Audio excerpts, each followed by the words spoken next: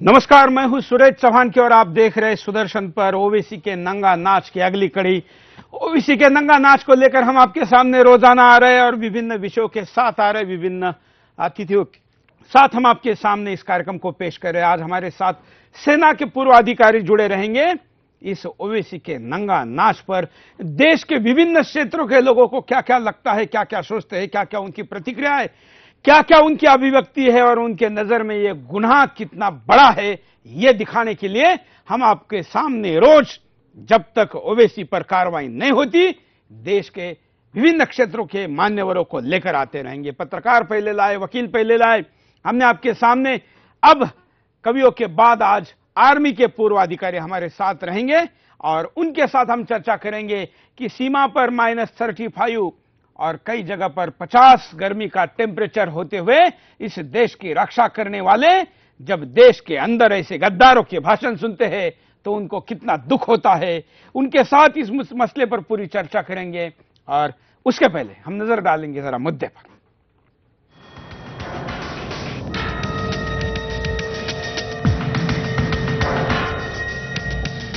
पहले जिन्ना, फिर नवाब महमूद नवाज खान, फिर सुल्तान सलाउद्दीन ओवैसी।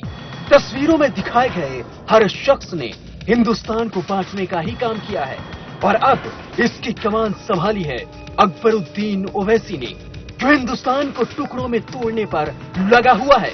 अपने भड़काऊ भाषण से चर्चा में रहने वाला और लोगों को भड़काने वाला ओवैसी अब हैदराबाद की जनता को भड़काकर हैदराबाद को न सिर्फ इस्लामिक स्टेट बनाने पर तुला हुआ है बल्कि ये हैदराबाद को मिनी पाकिस्तान बनाने तक का सपना देख चुका है। इतना ही नहीं, ये तो यहाँ तक कह चुका है कि अगर मैं माइक छोड़कर हथियार उठा लूं तो हिंदुओं का ऐसा नरसंहार करूंगा जो पहले किसी ने देखा भी नहीं होगा।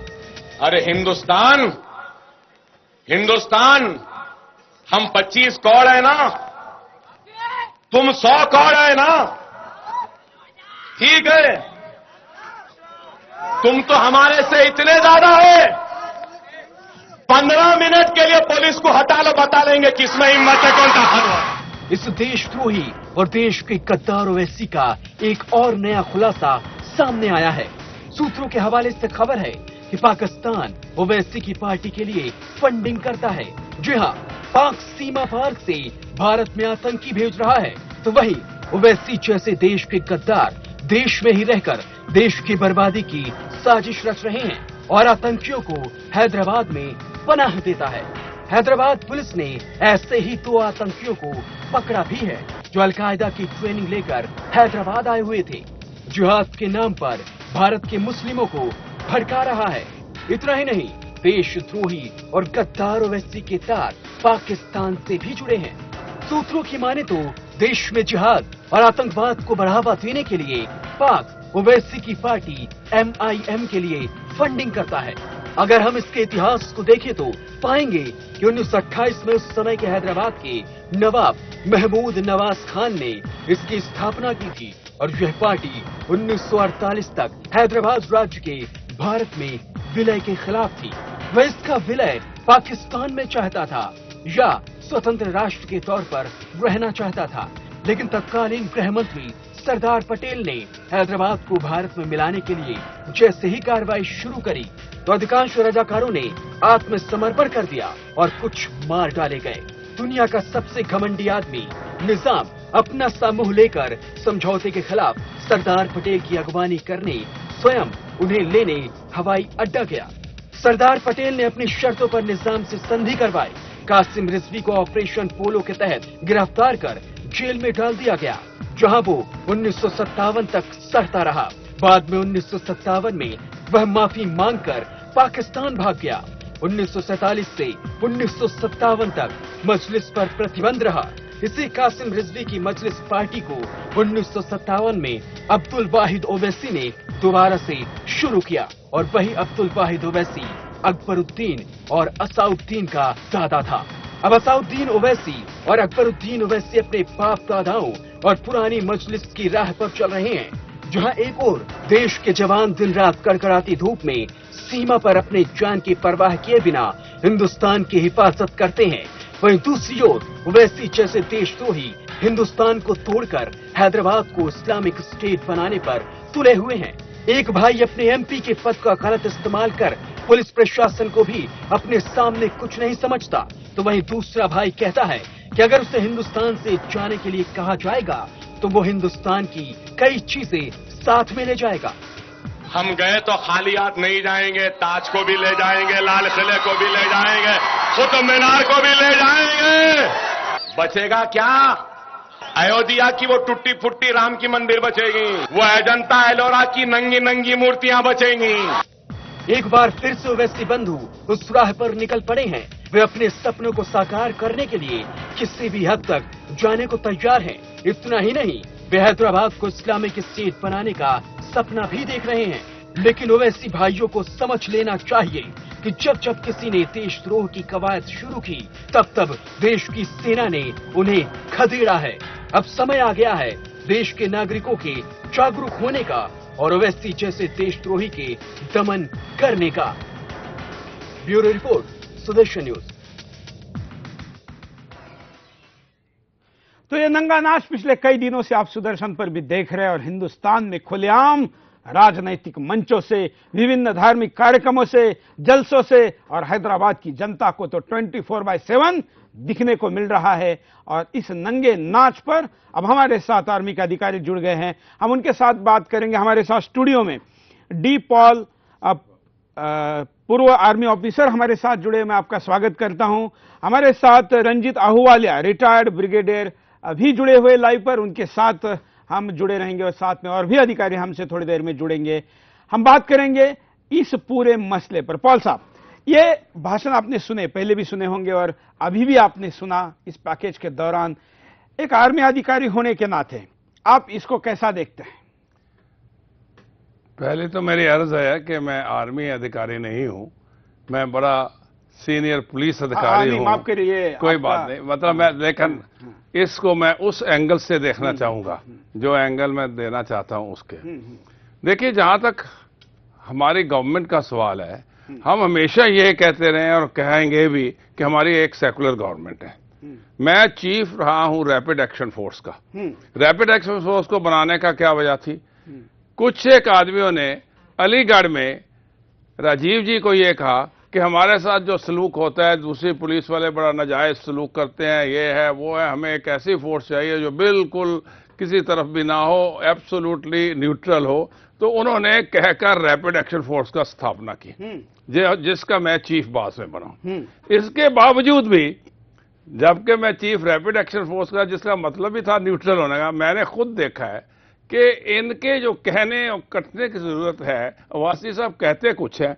एक स्टेज पे इन्होंने कह दिया कि हमें पाकिस्तान की मदद नहीं चाहिए। हाँ। हम सेकुलर एक किस्म की पार्टी है। और दूसरी तरफ सेकुलर कहते कहते जब वहां पे इनके पास कहीं स्टेज के अंदर एक से इन्होंने कहा कि तिलिस्मा नसरीन को ये काफिर है क्योंकि उसने कुछ किताब लिखी है जिसमें कि मुसलमानों के खिलाफ कुछ लिखा गया है, उसको कत्ल कर दिया जाए।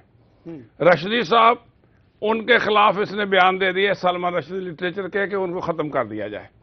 तो एक तरफ तो ये कहते हैं कि हम बड़े सेकुलर हैं, दूसरी तरफ से जो सेकुलर थोड़ी सी मुसलमान कोई सेकुलर बात करने की कोशिश करता है उसको ये कत्ल की धमकी देते हैं। तो ये जो चीजें हैं, ये डबल गेम जो प्ले करते हैं वासी साहब, उससे समझ नहीं आती ये क्या कर रहे हैं। एक बात। दूसरी बात ये है, जैसे आपने सुनाया और जैसे मुझे भी मालूम है कि ये हर वक्त किसी न किसी ऐसी कम्युनल एंगल से बात करते हैं जैसा उकसाते हैं लोगों को। जैसे इन्होंने कह दिया कि 250 मिलियन जो हमारे मुसलमान हैं, 1 बिलियन हिंदू, उसको 15 मिनट में खदेड़ देंगे अगर पुलिस साथ ना हो। एक तरफ ये कहते हैं, अभी आपने सुना कि यहां क्या रहे। तो इस किस्म की जो इनकी तस्वीर सामने आती है, तो मुझे सिर्फ ये हैरानी होती है कि इतनी दफा इनको गिरफ्तार किया गया, इतनी दफा इससे पहले भी हुआ, तो ये सारी कम्युनल इंसाइटमेंट के बावजूद इसके खिलाफ टोटल तौर पे परमानेंट एक्शन क्यों नहीं लिया जा। और इसीलिए हमने आपको बुलाया कि आप तो रैपिड एक्शन फोर्स के प्रमुख थे, तो ऐसे व्यक्ति रैपिड एक्शन के फोर्स के प्रमुख के तौर पर इस पर क्या कार्रवाई होनी चाहिए? मैं ये समझता हूं कि इस केस के अंदर परमानेंट एक्शन जरूर होना चाहिए। मैं बताता हूं कैसे। आप देखिए, जितना जितना आप इनको ढील देते जाएंगे, ये नासूर बढ़ता जाएगा।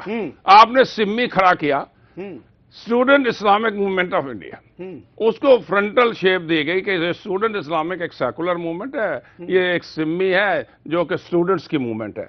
इसके अलावा एक दफा इसके ऊपर बैन लगा, साबित किया गया कि एक कम्युनल मूवमेंट है, इसके ऊपर बैन लगा। 6 महीने के बाद हमारी जुडिशरी इसके ऊपर बैन छोड़ दिया, फिर 7 महीने के बाद बैन लगा, फिर छोड़ दिया। इस तरह से कम से कम 12 के तकरीबन 10 से 12 दफा इस पर बैन लगा, 10-12 दफा इसको छोड़ दिया गया। अब वही सिम्मी जिसके ऊपर उस वक्त आपने काबू नहीं किया, आज वो सिम्मी का ये हालत हो गई है कि वो इंडियन मुजाहिदीन के तौर पर हम पे एक्शन कर रही है। बिल्कुल। तो मेरा कहने का मतलब है अगर आप एक्शन सख्त तरीन नहीं लेते उस वक्त तो बहुत मुश्किल हो जाता है, खास तौर पर इनकी जो टेररिस्ट टेंडेंसी है। मैं पंजाब में रहा हूं आईजी ऑपरेशन, तो हम यही कहते थे जो स्कॉर्पियन होता है, जो बच्चू होता है, उसको ऐसी फिश से पकड़ा जाए कि कुचल दो, अगर आपने थोड़ा सा ढील दिया तो आपको काट खाएगा, आपको दिक्कत होगी। तो मैं तो समझता हूं कि इन हालात के अंदर जैसे कि सामने उनकी स्पीचेस आ रही हैं और जो अभी उन्होंने जाके कहा है कि हमने 2 सीटें ले ली है महाराष्ट्र में, अभी महाराष्ट्र में आपको मालूम है उन्होंने 2 सीटें ली हैं। हाँ। और वो क्लेम कर रहे हैं कि मैं तो अगली दफा महाराष्ट्र, कर्नाटका, यूपी इनमें इतना करूंगा कि मेरे पास सीटें ही सीटें आ जाएंगे। और ये अनफॉर्चुनेट बात ये है कि इनको ये फिलिप दिया जाता है, इनको ये लिफ्ट दी जाती है, इनके अंदर वो कंट्रोल जो करना चाहिए वो नहीं हो रहा। बिल्कुल। और इसलिए जैसे पॉल साहब कह रहे हैं इसको टाइम पर कुचला नहीं गया और इसलिए ये निगलने के लिए अब नासूर बनकर बल्कि डायनासोर बनकर कुछ भी गिलने को तैयार है। ऐसे में क्या हो सकता है? हमारे साथ रंजीत अहूवालिया जी जुड़े हुए। अहूवालिया जी, इसके भाषण आपने अभी सुने होंगे, पहले भी सुने होंगे, पॉल साहब को भी आप सुन रहे हैं, लगातार इस कार्यक्रम को भी देख रहे होंगे। आपकी पहली प्रतिक्रिया क्या है? देखिए, हमारे देश में कानून बिल्कुल उचित है और काफी कानून है। जहां भी कोई भी एंटी नेशनल बातचीत करे, कोई भी एंटी नेशनल भाषण दे तो उसके अगेंस्ट एक्शन लिया जा सकता है और ये पुलिस और कानून का काम है। अगर कोई भी आदमी लोगों को इंसाइट कर रहा है कम्युनल बेसिस पे, एंटी नेशनल डायलॉग्स हैं, स्पीचेस हैं, हेट स्पीचेस हैं, ये ऑफेंस है, कानून के तहत एक ऑफेंस है। इसके अगेंस्ट एक्शन लेना चाहिए, उसमें कोई दो राय है ही नहीं। चाहे वो मुसलमान हो, चाहे हिंदू हो, चाहे सिख हो, चाहे ईसाई हो, जो भी कम्युनल बेसिस पे क्राउड्स को इंसाइट करे, एंटी नेशनल एक्टिविटी करे, उसके अगेंस्ट देश के कानून के मुताबिक सख्त से सख्त कार्रवाई होनी चाहिए। अगर आवश्यकता है स्पेशल कोर्ट बिठाई जाए, तुरंत एक्शन लिया जाए ताकि सबके लिए सबक हो। अगर आप एक्शन नहीं लेंगे तो बाकी जनों को भी उत्साह मिलता है, वो भी ऐसी हरकतें करेंगे। पहले एक कम्युनिटी करेगी, फिर दूसरी कम्युनिटी करेगी, कम्युनल राइट्स होंगे, आपका लॉ एंड ऑर्डर प्रॉब्लम देश के लिए बढ़ता जाएगा। बिल्कुल। तो इसमें कोई दो राय नहीं है। कोई भी जना जो देश के हित के बारे में बात नहीं कर रहा है, उसके अगेंस्ट कानूनी कार्रवाई जल्दी से जल्दी और सख्त से सख्त की जानी चाहिए। बिल्कुल। ये जो मजलिस इत्तेहाद मुसलमान है चौहान साहब, इसका आप हिस्टोरिकल देखिए। हिस्टोरिकल है कि रिपीटेडली ये कंट्रोवर्शियल स्पीचेस करते रहे, रिपीटेडली इन्होंने सेडिशन की स्पीचेस की, रिपीटेडली ऐसे स्पीचेस की जो waging war against the country हुआ, रिपीटेडली इन्होंने ऐसी इन्फ्लेमेटरी स्पीचेस की कि जिसके साथ इन्होंने ये कहा कि कम्युनल हेट्रेड क्रिएट कर रहे हैं। ये सब होने के बावजूद इनके ऊपर एक्शन भी लिया गया, होने के बावजूद होने की वजह से एक्शन लिया गया। लेकिन जो एक्शन लिया गया वो उस ग्रिप से, उन ताकत से नहीं लिया गया जिसमें उतनी एविडेंस दी जाए। मैं पुलिस अफसर हूं इसलिए मैं उतनी एविडेंस से नहीं लिया गया, इसको पकड़ के रखा दिखावा के लिए दिया गया। मैं यही अर्ज कर बिल्कुल। तब भी पॉल साहब, तब भी हमने 10 दिनों तक इसके भाषण चलाए थे और आंध्र प्रदेश सरकार को मजबूर किया था इसको अरेस्ट करने के लिए। तब देश में इसके खिलाफ माहौल बना था और उस माहौल के दबाव में केवल दिखाने के लिए उसको तात्कालिक तौर पर अरेस्ट किया गया और महज 10,000 रुपए की जमानत पर इसको छोड़ा गया। तो मेरा अर्ज करने का मतलब यह है कि जब तक हमारी स्ट्रांग ग्रिप हम नहीं पढ़ते। लेकिन वो तो राजनीतिक दलों के हाथ में है। हाँ, और अभी तेलंगाना स्टेट के हाथ में है। तेलंगाना में जो सरकार है इनके समर्थन पे चल रही है, तो उसके मुख्यमंत्री की औकात या ताकत है क्या कि ये इसके गिरेबान में हाथ डाल सके? मैं आपको अर्ज करता हूं, बिल्कुल सही कहा। जब आपने एक स्टेज पे ये सोचा कि हैदराबाद को कहीं सोचा भी नहीं था, इसने अपना बड़ी एक तरफ अपनी गुगली मारी वासी ने कि हैदराबाद अगर इंडिपेंडेंट रखा गया तो ये से वो हो जाएगा, ये से वो हो जाएगा, हम तेलंगाना के साथ जाएंगे, हम उनके साथ नहीं मानेंगे। तो उन्होंने तेलंगाना के चीफ मिनिस्टर को पहले से कल्टीवेट करना शुरू कर दिया। जब जो तेलंगाना बना उसके पहले से ही इन्होंने उनको कल्टीवेट कर लिया। एक बात इस तरीके से लॉ एंड ऑर्डर जो है अनफॉर्चुनेटली या फॉर्चुनेटली हमारी कंट्री में स्टेट सब्जेक्ट है। स्टेट ने लॉ एंड ऑर्डर को डील करना है, तो स्टेट का डील करने का जो मुद्दा है वो देखना चाहिए क्यों ऐसे तरीके से क्यों नहीं डील हुआ। आज तो चलो तेलंगाना के हैं, उससे पहले तो नहीं ना तेलंगाना के चीफ मिनिस्टर है, तो उस वक्त भी इनको स्ट्रांगली डील नहीं किया। तब भी उस सरकार को ये समर्थन दे रहे थे और समर्थन देने वाले दल के नाते इन पर कार्रवाई करने की हिम्मत किरण रेड्डी की नहीं थी। नहीं, और है बात, हिम्मत के बावजूद उनमें ये है। अब मैं हैदराबाद में रहा हूं काफी देर तक, हैदराबाद में मैं सेंटर की तरफ से AIG और कुछ देर तक DIG भी रहा हूं हैदराबाद में। हैदराबाद में जो क्रिमिनल राइट अरप्ट होते हैं, फ्रीक्वेंटली क्रिमिनल राइट हैदराबाद में अरप्ट होते रहे, चलते रहे। ये जो स्टेट्स होती है ये वीकलिंग पॉलिसी होती है कि हमने ये डील किया कहीं अरप्शन ना हो जाए, तो उसको आहिस्ता आहिस्ता थपथपाते रहते हैं कि बाद में डील करें। एक रीजन ये भी है, एक रीजन तो इनका है कि इनकी सपोर्ट होती थी उनको, दूसरा ये डरते हैं क्रिमिनल राइट्स से ऐसे ना हो जाए। तीसरी बात मैं आपको ये अर्ज करना चाहता हूं कि जब इस किस्म की कंट्री के अंदर हवा चलनी शुरू हो गई जो कि waging war against the nation है, तो उस वक्त इसका सारा समर्थन सेंटर को काबू में लेना चाहिए। सेंटर के पास जो पावर्स नहीं है, कि सेंटर जब सेंटर पावर यूज करना शुरू करेगा, स्टेट कहते नो आपके तो पावर ही नहीं है। अब देखिए पिछले दिनों में नेशनल टेररिस्ट सेंटर बनाने की कोशिश की गई चिदम्बरम साहब के बुलाने, जो ही ये आया पार्लियामेंट में तो एकदम सब स्टेट ने कहा ये तो हमसे पावर लिए जा रहे हैं, law and order state subject, आप पावर ले जाएंगे तो हमने क्या करना है, उसको फेल कर दिया।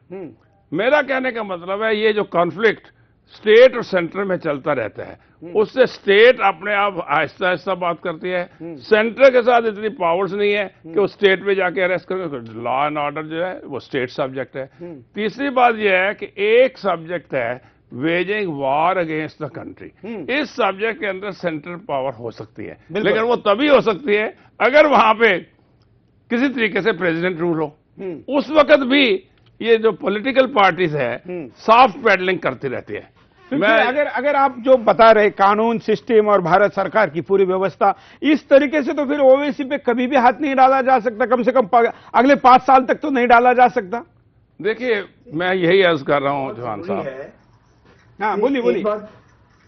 इसमें एक बात बड़ी जरूरी है। हाँ, एक है पॉलिटिक्स और दूसरा है नेशनल इंटरेस्ट। बिल्कुल, अगर हम पॉलिटिक्स को प्रायोरिटी देंगे तो नेशनल इंटरेस्ट बैकग्राउंड में जाएगा, नुकसान होगा ही होगा। अगर हम कोई ऐसी भड़काऊ भाषणों को जाने देंगे तो नुकसान तो होगा ही होगा, और बाद में आपको ज्यादा एक्शन लेना पड़ेगा, सिचुएशन बिगड़ जाएगी और फिर नुकसान उसका ज्यादा होगा, फॉल आउट ज्यादा होगा।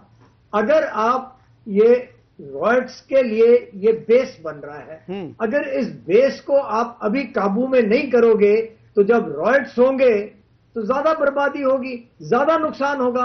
आप खुद अपने पैर पे कुल्हाड़ा मार रहे हो। ये सेंटर और स्टेट की जो बात है ये हमारे देश के लिए कोई अजीब चीज नहीं है, विदेशों में भी यही हाल है। यूनाइटेड स्टेट्स जैसी कंट्री में जो स्टेट्स की पावर है उनमें सेंटर बिल्कुल दखल नहीं दे सकता है, पर मजाल है किसी का कि एंटी अमेरिकन भाषण किसी भी स्टेट में देकर वो निकल जाए और उसके अगेंस्ट एक्शन ना हो, नामुमकिन बात है। जब तक हम अमल नहीं करते हैं कानून के ऊपर, कानून है सब कुछ है, अगर हम पॉलिटिक्स को इंटरफियर करने देंगे तो जरूर उसका नुकसान होगा। देश के हित में बिल्कुल नहीं है ये बात। बिल्कुल। मैं ये अर्ज करना चाहता हूं एलओ वाले साहब से कि यूएसए का कंपैरिजन हमारे साथ नहीं हो सकता। एक बात तो ये है कि उनकी कॉन्स्टिट्यूशन क्या है, उनकी धाराएं क्या है, आप पढ़ेंगे वो डिफरेंट धाराएं हैं, एक बात। दूसरी बात, जो नेशनलिस्ट स्पिरिट उनमें है वो हमारे में नहीं है। हमारे में बहुत ज्यादा रीजनल कॉन्फ्लिक्ट, बहुत ज्यादा कम्युनल फीलिंग और बहुत ज्यादा लैंग्वेज की फीलिंग आ जाती है। इन वजह से लिंग्विस्टिक राइट्स यहां होते रहे हिंदुस्तान में, कम्युनल राइट्स होते हैं हिंदुस्तान में, रीजनल राइट्स होते हैं हिंदुस्तान में, क्योंकि हमारे में वो एक फीलिंग कि हम इस नेशन को बुलाते हैं, नेशनल फीलिंग नहीं है सबसे बात। इसलिए अमेरिका के साथ हमारी कोई तुलना नहीं हो सकती। तुलना ये हो सकती है कि आपने जब डील किया, उससे मैं इसके सहमत हूं, उसको डील सख्ती से करिए। नहीं तो ये होगा कि आप खुद ही एक चीज को बढ़ावा दे देते हैं, वो जब बढ़ जाती है फिर कंट्रोल करना मुश्किल हो जाता है। मैं ये नहीं कहना चाहता, लेकिन सबको मालूम है कि भिंडरावाला को किसने बढ़ावा दिया। पंजाब में टेररिज्म इतना फैला, आप सबको मालूम है कि कैसे फैला, क्यों फैला, किस लिए फैला। क्योंकि अगर वक्त पे उनको कंट्रोल किया जाता शायद इतना नुकसान नहीं होता। बिल्कुल सही है। पिछले कई साल से नेक्सलाइट मूवमेंट चल रही है। हमने पहले ये, जब मैं वेस्ट बंगाल में गया तो शुरू में ये मूवमेंट जो थी वहां पे छुराबाजी करते थे और साथ साथ इनके पास कटरा होता था। आज की डेट में इनके पास AK-47 आ गए, आज की डेट में इनके पास रॉकेट लॉन्चर आ गए। तो ये बिल्कुल अहलुवालिया साहब से मैं सहमत हूं कि अगर इनको सख्ती से एक स्टेज पे नहीं दबाया जाता तो इनका रिजल्ट बहुत ही नुकसानदेह हमारे आंखों में आ रहा है। वीडियो दिखा चाहूंगा, ये तो उल्टा बोलता है। हम कह रहे हैं कि ये मुसलमानों को भड़का रहा है और लोगों को देश के खिलाफ युद्ध करने के लिए कह रहा है, और यही आरोप एफआईआर में इसके खिलाफ भी लगाया गया है, जिस पर कोर्ट ने एफआईआर दाखिल करके लिया है। लेकिन ये कहता है कि मुसलमान मेरे वजह से शांत है। जरा देखिए, उल्टा चोर कोतवाल को डांटे। तो याद रख ले, इन मुसलमानों के गुस्से को थमाने वाले का नाम अकबरुद्दीन ओवैसी है, और इनका गुस्सा मेरी जबान, मेरे खिताब के जरिए तुझ तक पहुंचता है। अगर मैं नहीं रहूंगा तो तू इस गुस्से के सामने ताब नहीं ला सकेगा, और तबाही और बर्बादी तेरा मुस्तकबिल बन जाएंगे। क्या अहवालिया जी साहब के पास मैं जाऊंगा कि क्या ऐसे 2 कौड़ी के औकात वाले व्यक्ति के सामने हिंदुस्तान की क्या स्थिति है, जरा देश को बताएंगे। हमारे देश में कानून है, सब कुछ है, एक्शन लेने की बात है। आप जिस दिन एक्शन लेना चाहें आप एक्शन ले सकते हैं, और एक्शन आपको लेना पड़ेगा। अगर आप इन भाषणों को सुन के एक्शन नहीं लेते हैं तो आप किस चीज की वेट कर रहे हैं कि कम्युनल राइट्स होंगे फिर लेंगे। अब देश में पॉल साहब ने सही एग्जांपल दिया भिंडरावाले का। ये सिर्फ भिंडरावाले का नहीं है, आप ईस्टर्न स्टेट्स में ले लें, इंसर्जेंसी ले लें, शिलोंग की प्रॉब्लम ले लीजिए, बंगाल में गोरखालैंड की प्रॉब्लम ले लीजिए। अपने देश में सेंट्रल पार्ट में जितनी भी नक्सलाइट मूवमेंट्स है, इसका एग्जांपल ले लीजिए। जहां भी पॉलिटिकल विल नहीं है कुछ नहीं हो सकता है। हमारे देश में पॉल साहब ने ठीक बोला, नेशनल स्पिरिट अमेरिका के कंपैरिजन में कम है। क्यों है? क्योंकि हमारे पॉलिटिशियंस एक्सप्लॉइट कर रहे हैं कास्ट और रिलीजन को। अगर हम इनको ये ना करने दें, अभी आप देख रहे हैं मेजॉरिटी गवर्नमेंट आई है, जितनी भी टॉक हो रही है देश के हित में हो रही है, देश के ऊपर हो रही है। जहां पे भी पॉलिटिशियंस ने कास्ट क्रीड की बात की है उनको नुकसान हुआ है। एक अभी ये रह गया है हैदराबाद का इलाका जहां पे कास्ट क्रीड के बेसिस पे इलेक्शन जीती जा रही है। अगर आप अभी जो लेटेस्ट इलेक्शन हुई हैं महाराष्ट्र में देखें, किसी भी पार्टी ने कास्ट क्रीड की बातचीत नहीं की है। सारी डेवलपमेंट के बारे में बातचीत हो रही है। अगर जो कास्ट की बात कर रहा है उसके अगेंस्ट हम एक्शन नहीं लेंगे तो डेफिनेटली बात बिगड़ेगी और बाद में संभालना मुश्किल होगा हमारे लिए। बिल्कुल। अब मैं एक अलग विषय, इसी विषय का एक अलग पहलू पर लेके जाऊंगा पूरे कार्यक्रम को। मैंने शुरू में इस भाषण को लेकर हमने बात की, अब हम आपको वो स्टेटमेंट दिखा रहे हैं जो स्टेटमेंट हिंदुस्तान के लिए सोचने लायक है।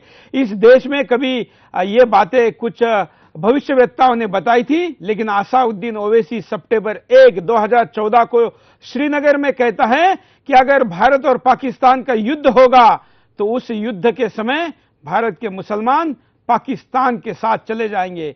सावरकर हो या तमाम ऐसे कई लोगों ने इस बात को बार बार दोहराया है कि इस देश में धर्म देश के साथ होना चाहिए। धर्म अगर दूसरे देश के साथ चला जाएगा, धर्मांतरण का मतलब राष्ट्रांतरण अगर होगा तो देश के लिए खतरा होगा।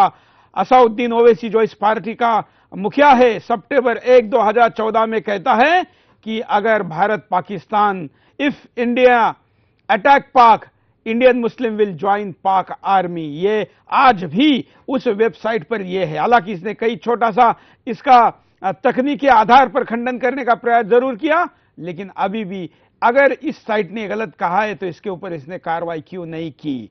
मैं पॉल साहब के पास जाऊंगा, उसके बाद अहवालिया साहब के पास जाऊंगा। इतना गंभीर मुद्दा है पॉल साहब, अगर कोई ये कहे, जो आप सुन रहे देख रहे स्क्रीन पर हम आपके सामने चला रहे हैं, कि अगर भारत पाकिस्तान युद्ध होता है या ऐसी कोई स्थिति बनती है तो मुसलमान पाकिस्तान के साथ जाएंगे, क्या यह भारत सरकार को ललकारना नहीं है? और दूसरा सवाल, क्या यह भारत के सारे मुसलमानों की विश्वासार्हता या गंभीरता या लॉयल्टी पर सवाल नहीं है? पॉल साहब। ये देखिए, मैंने शुरू में ही आपको बताया है कि दो आवाजों में बोलते हैं और इनकी एक तरफ तो मुस्लिम जो समूह है उनको इंसाइट करने की कोशिश करते हैं, दूसरी तरफ ये कहते हैं, एक पीछे इनका बयान आया, आपने पूछा होगा, अब देखा होगा कि पाकिस्तान को उन्होंने कहा कि हम अपने आप डील कर सकते हैं, आप मुसलमानों का फिक्र मत करें, हम हिंदुस्तान के मुसलमान अपने आप हिंदुस्तान के साथ डील करेंगे। उससे ये साबित करना चाहते हैं कि ये जो इंटरनल बात है सारी, हमें बाहर से कोई एक्सटर्नल हो इससे नहीं है। हालांकि आप जानते हैं, हम जानते हैं कि इसके पीछे कौन है, इसके पीछे कौन सी पावर्स का काम करता है। ये बोलता है तो उसके पीछे कौन है, लेकिन इन्होंने ओपनली ये कहा पाकिस्तान को कि आप हमारे मुसलमानों के खिलाफ, मुसलमानों की फिक्र ना करें, अब हिंदुस्तान के मुसलमान हम अपने आप डील करेंगे। सो मतलब है कि दो जुबान में बोले। दूसरी बात, waging war against the state, inciting, ये जो है टेंजेबल, जो आप कहते हैं सब्सटेंटिव ऑफेंस जो है, ये सिर्फ वो बनती है जिसको आपने स्पीच उसने किया कि वेजिंग वार अगेंस्ट बन के या सेडिशन के लिए बना जाए।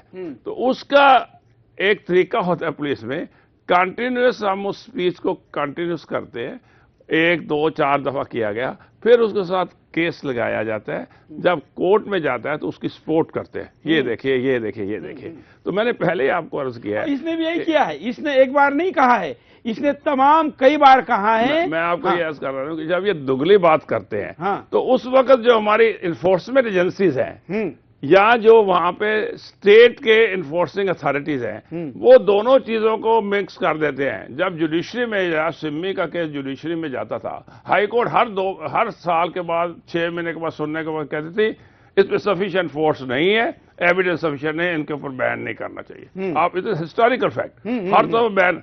अल्टीमेटली जब इतना जुल्म हो गया, इतने कत्ल गारत हो गए सिमी के बिहाव पे, जो मदरसों में उनको टीचिंग की गई थी, उन मदरसों के हमने साबित किया कि इस मदरसे से पढ़कर ये आया, ये सिमी का बनने के बाद ये किया, तब जाके सिमी पे अब बैन लगा, कोई 3 साल पहले परमानेंट बैन लगा। तब इन्होंने अपनी फ्रंटल ऑर्गेनाइजेशन इंडियन मुजाहिदीन कर दी। मेरा अर्ज करने का मतलब यह है कि ये जब दो जुबानें बोलते हैं तो अपने आप को सेव करने की कोशिश करते हैं। उस वक्त हमारी जो एनफोर्समेंट एजेंसी है, खास तौर पर पुलिस उस स्टेट की, उसको तगड़ा केस बनाकर इसको जुडिशरी के सामने पेश करना चाहिए ताकि उस लॉ के मुताबिक प्रूव करे। इसमें क्यों नहीं होता आप खुद ही बता चुके हैं कि ये पॉलिटिकल नहीं। शायद अहवालिया जी कुछ कह रहे हैं। हाँ अहवालिया जी, मेरा पॉल साहब से ये सवाल है कि पुलिस एजेंसी क्यों नहीं एक्शन ले रहे हैं?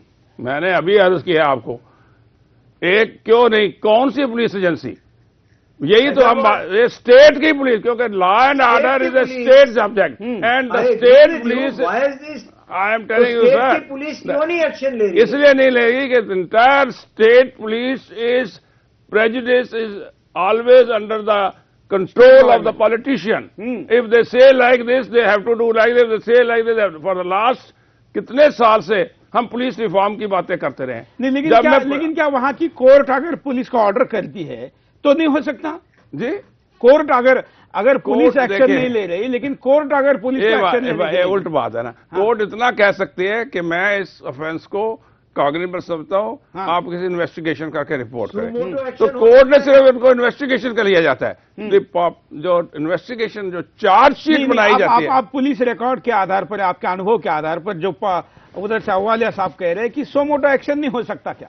नहीं, सो मोटो एक्शन जो है कोर्ट जो है कोर्ट नहीं, पुलिस की तरफ से नहीं। मैं पुलिस की एक्शन, मैं पुलिस तो बिल्कुल सारे, अगर पुलिस को आप समझे कि it is a instrument of law और लॉ आपको कहता है क्यों नहीं हो सकता, हर पुलिस अफसर ले सकता है। पूरे आंध्र प्रदेश में, आज के पूरे तेलंगाना में राष्ट्रवादी पुलिस कोई नहीं है? नहीं, आप फिर बात है, अगर आपने, मैं यही तो अर्ज कर रहा हूं, पॉलिटिकल इन्फ्लुएंस इतना है। नहीं, इन्फ्लुएंस तो तब है ना, देखिए आपको रोजमर्रा के काम करने के लिए अगर कोई आप एक्शन लेते, या मुझे ये दिखता है, मतलब मुझे तो इतनी जानकारी नहीं पुलिस विषय की, आप उसमें इतना पूरा आयुष्य भर रहे हैं, लेकिन क्या अगर कोई अधिकारी अपना अधिकार दांव पे लगाना चाहे, भले एक अधिकारी अपना अधिकार दांव पे लगा दे, उसके खिलाफ एक्शन हो जाए तो हो सकता है। ऐसे गट्स वाला आदमी 2-4 निकल आएंगे तो क्या मैं समझ, तो पॉल साहब, अहवालिया साहब, हम इस चैनल से आंध्र प्रदेश के, तमिलनाडु, आंध्र प्रदेश के और तेलंगाना के खास करके पुलिस अधिकारियों का आह्वान करें कि क्या एक आदमी, एक साधारण हवलदार भी अगर तय करता है पुलिस स्टेशन का, तो मुख्यमंत्री को पुलिस स्टेशन में ला सकता है। तो वहां पर कई आईएएस ऑफिसर है, कई कमिश्नर है, कई प्रमुख है, राज्य के पुलिस प्रमुख है, क्या किसी में भी राष्ट्रवाद या किसी में भी इसके भाषणों को लेकर उतना गुस्सा क्यों नहीं है जितना आप में, हम में और पूरे हिंदुस्तान में है? आप देखिए, इसको 3 हिस्सों में कर रहे हैं। एक तो आप कहते हैं आईएएस वगैरह का, उनका जो रोल है हमने पंजाब में भी देखा है कितना रोल रहा। एक भी केस जब होता था वो तो कभी डील ही नहीं करते इनसे, टेररिज्म में आ गए हम तो नहीं डील करेंगे, होता ही नहीं है उनमें, इतना होता ही नहीं। पूरी पुलिस मशीनरी को कह रहा हूं मैं, पुलिस की बात करिए। पुलिस का ये रोल है, ऑर्डर, जो law and order is a police subject, और police is under the control of. लेकिन कंट्रोल के खिलाफ जाकर मतलब अगर वो 1 या 2 या 4 आदमी जिनकी जुरिस्डिक्शन में ये बात होती है, जुरिस्डिक्शनल अथॉरिटी भी आ जाएगी ना, उस जुरिस्डिक्शन में अपने आप को, अपने करियर को, अपने सैक्रिफाइस करके स्ट्रिक्टली बाय लॉ करें तो बिल्कुल एक्शन ले सकते हैं, आगे छूटता रहेगा। इसका मतलब कार्यक्रम देख रहे दर्शकों को हम कहेंगे कि हम जैसे चुनाव आयोग को आपको फोन करने के लिए कह रहे हैं, वैसे आपके जानने वाले इंटरनेट से नंबर लेके या अपने अलग अलग सोर्सेज से ये जानकारी निकालिए, पुलिस वालों के आंध्र प्रदेश के नंबर निकालिए, कि एसएमएस कैंपेन चलाइए कि क्या पूरे आंध्र प्रदेश में एक मर्द पुलिस वाला नहीं है जो इस शैतान को रोक सके, जो इसके देशद्रोही कार्रवाइयों के खिलाफ, इसके भाषणों के खिलाफ आवाज उठा सके। पूरे आंध्र प्रदेश में, पूरे तेलंगाना में ये सब जगह पर घूमता है, अपनी पार्टी का काम करता है, हर जगह पर कानून को तोड़ता है। तो हम इस कार्यक्रम के इस ब्रेक पर जाते जाते तेलंगाना के पुलिस को आह्वान करते हैं कि वो अपनी राष्ट्रभक्ति और अपना ऊपर जो वहां के सरकार का जो दबाव है उसको दूर कर सही ईमानदारी के साथ जिस संविधान के लिए आपने शपथ ली है उसके प्रति ईमानदारी दिखाएं। रुकते एक छोटे से ब्रेक के लिए, ब्रेक के बाद दोबारा आएंगे, कार्यक्रम जारी है।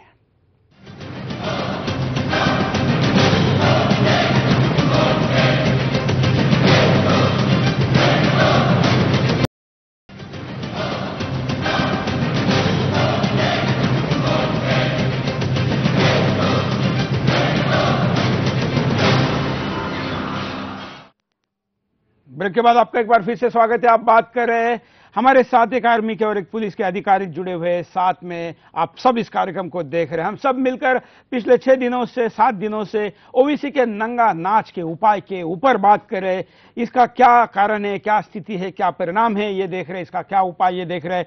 हम आधे घंटे से चर्चा में एक बहुत अच्छे मुद्दे पर पहुंचे हैं, इस उपाय पर पहुंचे हैं कि ओवैसी के नंगा नाच को रोकने के लिए वहां के राज्य सरकारों के राजनीतिक दलों की इच्छा शक्ति के बावजूद वहां पर जो पुलिस है, उन पुलिस वालों को जो अधिकार है, उस अधिकार को अगर वो अपनाते हैं तो कर सकते हैं। पॉल साहब पंजाब में थे और वहां पर भी राजनीतिक हस्तक्षेप बहुत ज्यादा था, बल्कि राजनीति के कारण ही वहां पर भिंडरावालों को वाला का उदय हुआ था। सारा मसला क्या था हम जानते हैं। इसका मतलब है कि आप कार्यक्रम पर हम सही ट्रैक में हैं। अब हमें तेलंगाना के पुलिस को, उनके अंदर में क्या एक सिंघम नहीं है, क्या एक देशभक्त नहीं है, क्या एक ऐसा अधिकारी नहीं है कि जो कहे कि भले मेरी ज्यादा से ज्यादा क्या करेंगे। पॉल साहब मुझे बताइए, एक राज्य सरकार किसी अधिकारी का क्या कर सकती है, ज्यादा से ज्यादा क्या कर? मैं समझता हूं कि लॉ के मुताबिक या बगैर लॉ के भी क्या कर सकते हैं? सस्पेंड कर दोगे आपको? क्या कर सकते हैं? उसको आप सर्विस से रिमूव कर दोगे? क्या कर सकते हैं? फांसी तो नहीं लगा सकते हैं। वो भी आप कॉन्स्टिट्यूशन में जाकर लड़ सकते हैं। ये कह देना कि एक या दो आदमी, ये देखिए एक खड़ा हो जाए तो दूसरे चार खड़े हो जाते हैं। जब पंजाब टेररिज्म को कंट्रोल किया गया तो उस वक्त गेल साहब गए और मेरे को साथ गया आईजी ऑपरेशन के दौर पर। तो हमने सबसे पहले ये कहा कि आपकी अगर हम पे पॉलिटिकल इंटरफेरेंस होनी है तो हम यहाँ काम नहीं कर सकते। उस वक्त के बाद जब गवर्नर्स राज वहां पे आया और पॉलिटिकल इंटरफेरेंस बंद हुई तो हमने अपने तरीके से कंट्रोल किया। गलती हुई उसमें, ऊंचा हुआ किसी के साथ नीचा हो गया, आपने गेहूं के साथ कई दफा घुन भी पिस जाता है, गलतियां हुई होंगी, मैं ये नहीं कहता, लेकिन कंट्रोल करने का हमने विदाउट पॉलिटिकल इंटरफेरेंस कंट्रोल किया। तो मेरा कहने का मतलब जहां पे पॉलिटिकल इंटरफेरेंस होती है वहां पे तो ऐसा आदमी खड़ा होकर कहे कि मैं तो नहीं करूंगा, तो कहे जाइए दूसरा, ये अनफॉर्चुनेट है। वो कहे नहीं करो, दूसरा खड़ा हो जाएगा, वो नहीं करो, तीसरा आदमी वहां पे ड्यूटी पे लिए खड़ा हो जाएगा। तो उस किस्म का जो एक संगठन है उस किस्म की फोर्स नहीं है। अब पिछले दिनों में पुलिस रिफॉर्म्स की बात हुई, मुझे कहा गया कि एक आर्टिकल पे जो 15 तारीख की बात है, पुलिस रिफॉर्म्स के ऊपर देहरादून के अंदर एक सेमिनार हुआ, 4-5 उन्होंने कहा जो पुराने आदमी हैं उनको कहा जाए। तो वह हमने लिखा कि आप देखिए आज हम थोड़ा पुलिस रिफॉर्म पे अभी इसलिए नहीं जाते क्योंकि मुझे लगता है इस सूत्र पे और काम करने की जरूरत है। आपके भाषण से प्रेरणा रह के अगर कोई तेलंगाना का पुलिस ऑफिसर जागता है तो जो पंजाब में आपने जितना बड़ा काम किया है उतना ही बड़ा काम आपके इस प्रेरणा से, आपके इस मार्गदर्शन से तेलंगाना का कोई पुलिस ऑफिसर कर सकता है और इस दरिंदे के गंध को वहां पर फैलने से रोक सकता है। इसके लिए क्या करना चाहिए वो बताइए। मैं यही समझता हूं कि इसके लिए जैसे आपने कहा है कि सबसे पहले तो यह है कि इस किस्म का एक्शन लेते हैं तो मैक्सिमम आपके अगेंस्ट क्या हो सकता है? ट्रांसफर हो जाएगा, आपका ट्रांसफर हो जाएगा, सस्पेंड कर देंगे थोड़ी देर के लिए। आपने कोई गलत काम नहीं किया है, बिल्कुल, आपको कोई फांसी नहीं हो सकती है इस काम के लिए, पर ये जिम्मेवारी तो आपको लेनी पड़ेगी। आपका काम है, आपको ये काम करना पड़ेगा। और अगर आप काम नहीं कर रहे हैं तो आप खुद गलत काम कर रहे हैं। बिल्कुल, किसी को तो एक्शन लेना पड़ेगा। बिल्कुल, इसलिए जो भी अधिकारी है जिसने एक्शन लेना है वो केवल पुलिस का हो सकता है और कोई भी एजेंसी इसके ऊपर एक्शन नहीं ले सकती है सिवाय पुलिस के। और अब जिस स्टेट में देखें, पूरी स्टेट्स में जहां भी किसी पुलिस अफसर ने एक्शन लिया है 100% सुधार हुआ है। बिल्कुल, पक्का सिचुएशन कंट्रोल हुई है। दिल्ली में हुआ है, जो यहां पे शूट आउट हुआ है, कितने कुछ इंसिडेंट्स हुए हैं, क्या हुआ है? कुछ नहीं हुआ है। जो एक्शन लिया है जिसने, पक्का हीरो निकलेगा। बिल्कुल, मुंबई में हुआ है, देख रही है, मुंबई में हुआ। तो मसल नहीं सकते हैं पुलिस अफसर को। बड़े सीनियर पुलिस अफसर्स हैं, जब वो एक्शन लेते हैं वो और लाइमलाइट में आते हैं और मीडिया उनको सपोर्ट कर रही है। इतना आसान नहीं है आज की डेट में। बिल्कुल, हम भी करेंगे। तेलंगाना के अंदर का कोई अधिकारी अगर इसके खिलाफ, इसके गंद के खिलाफ, इसके दरिंदगी के खिलाफ, इसके देशद्रोही वक्तव्य के खिलाफ अगर एक्शन लेता है तो हम उसको सैल्यूट करेंगे। एडवांस में ऐसा पुलिस ऑफिसर आगे आए जो इसको रोके।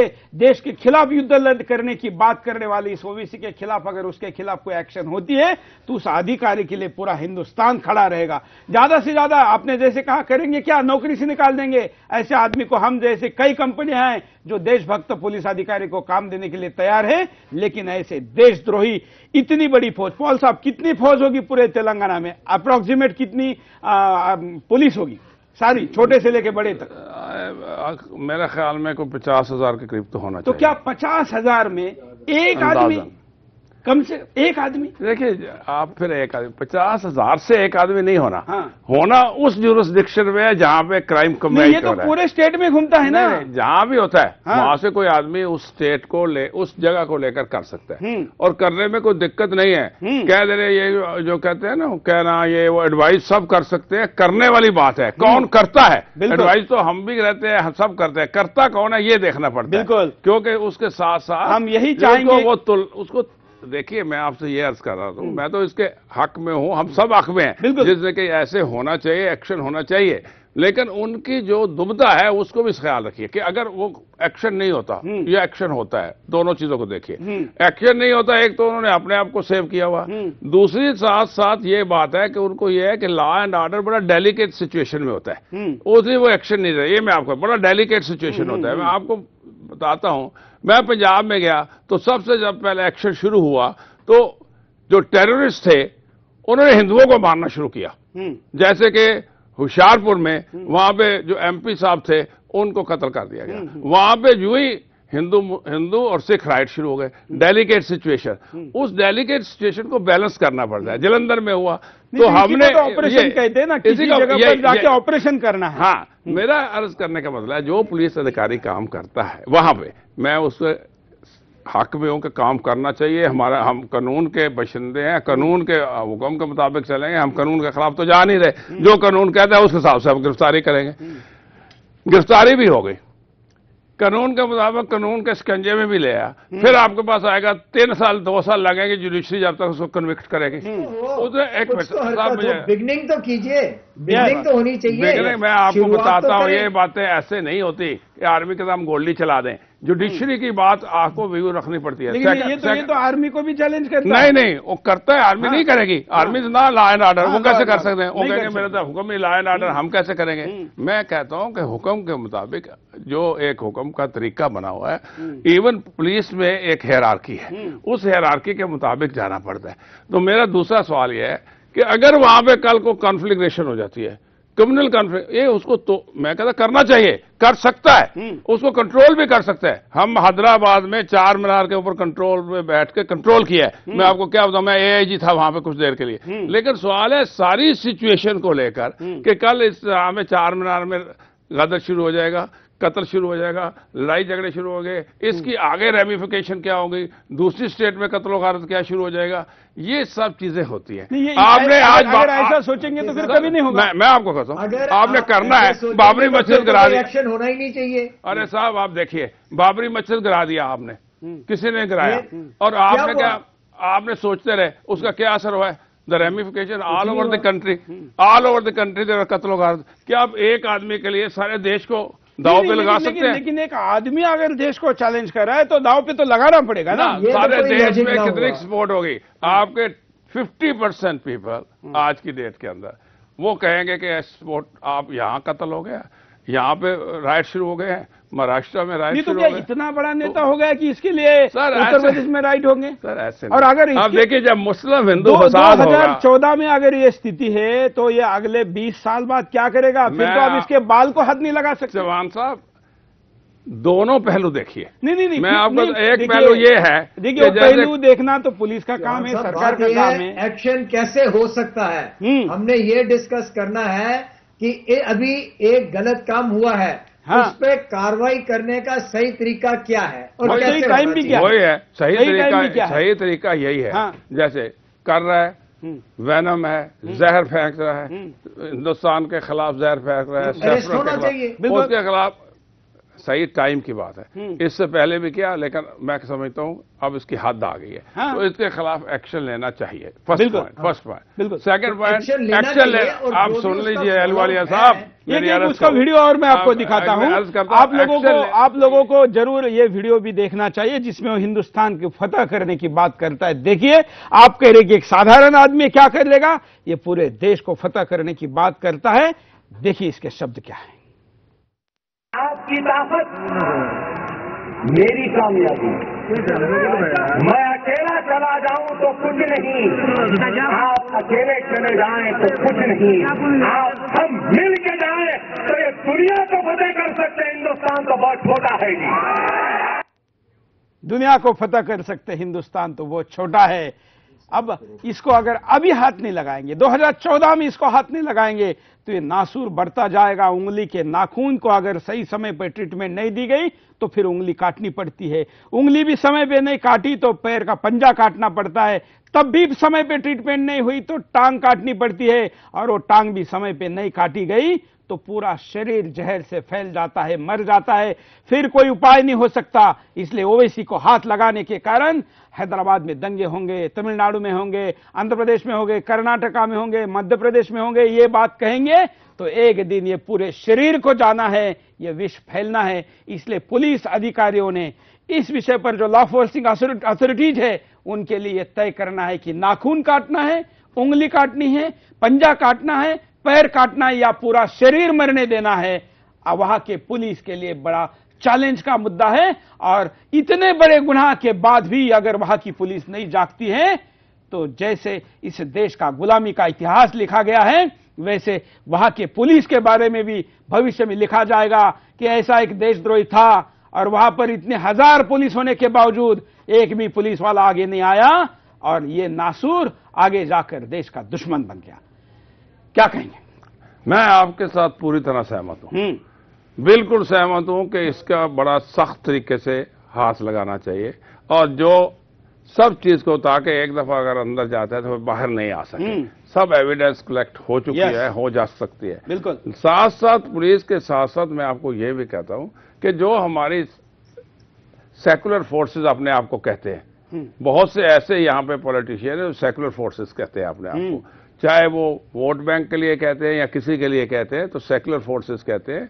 उन सब की निगाह में ये चीज है, उनको सपोर्ट करनी चाहिए कि हाँ जी अगर पुलिस इसमें एक्शन ले रही है या एक्शन लेगी तो वो सही एक्शन है। आपके भी तो कई चेले वहां होंगे, आपका एक्सपीरियंस है, आप स्क्रीन से भी आह्वान करें।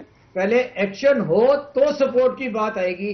अगर एक्शन हो और कोई पॉलिटिकल पार्टी उसके अगेंस्ट एक्शन ले, जो पुलिस का अफसर खड़ा हुआ है, तब मीडिया और बाकियों का रोल आता है। अगर कोई एक्शन ही ना ले कि मैं मर जाऊंगा, दंगे हो जाएंगे, ये हो जाएंगे, ऐसे तो देश चलाना बहुत मुश्किल है। पुलिस तो लेना पड़ेगा। अहलुवालिया साहब, हमने इनको देखा हुआ है, न खंजर उठेगा न तलवार इनकी, ये बाजू हमारे आजमाए हुए हैं। हम जानते हैं पॉलिटिकल पार्टीज क्या कहती हैं।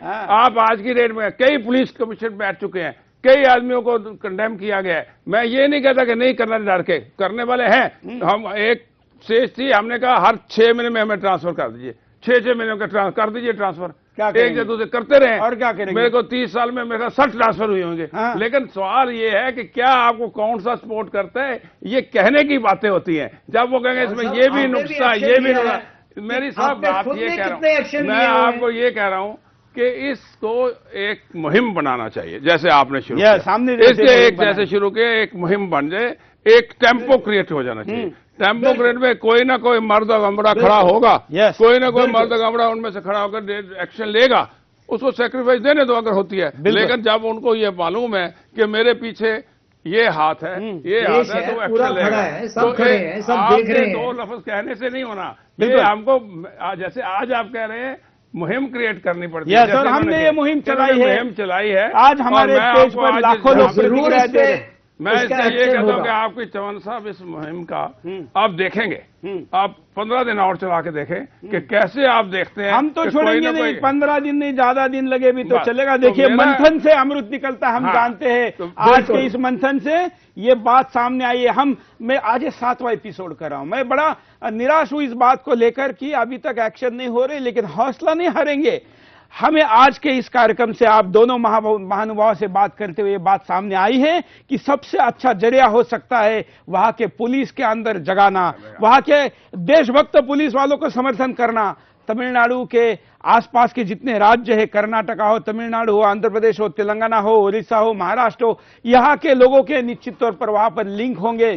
फेसबुक पर, सोशल मीडिया पर काम करने वाले मेरे मित्रों, आप अपने अभी इस मिनट से शुरुआत करिए कि सोशल मीडिया में तेलंगाना के जितने पुलिस अधिकारी है उनके आईडी निकालिए, उनके स्वाभिमान को आह्वान करिए, उनको पूछिए कि क्या आपके मर्दानगी को चैलेंज करने वाला ये 2 कौड़ी का ओवैसी आपके हाथ में क्यों नहीं आ सकता। आप फेसबुक पर बड़े बड़े राष्ट्रपति के मेडल लगाते हो, मुख्यमंत्री के मेडल लगाते हो, ये मेडल उसके ऊपर वो थूक रहा है और आप अपनी वर्दी सीना तान कर दिखा रहे हैं।